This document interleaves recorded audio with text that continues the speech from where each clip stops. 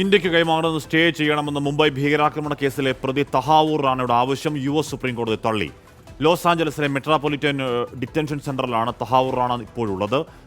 അച്യുതൻ വിവരങ്ങളും വച്ചിരുന്നു. അച്യുതൻ, കൈമാറ്റം എപ്പോഴത്തേക്ക് സാധ്യമാകും എന്നാണ് കരുതേണ്ടത്? അച്യുതൻ,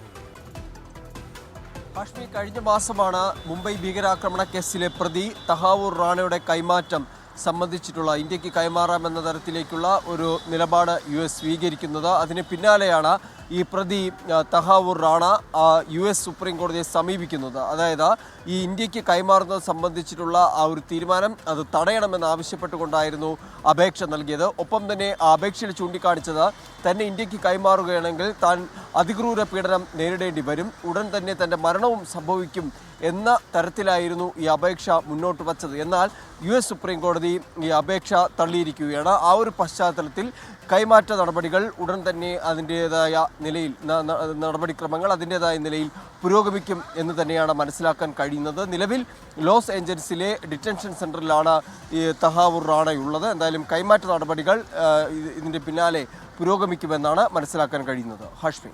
ഓക്കെ. അച്യുതനാണ് ഡൽഹിയിൽ നിന്ന് ആ വാർത്തയുടെ വിവരങ്ങൾ നൽകിയത്.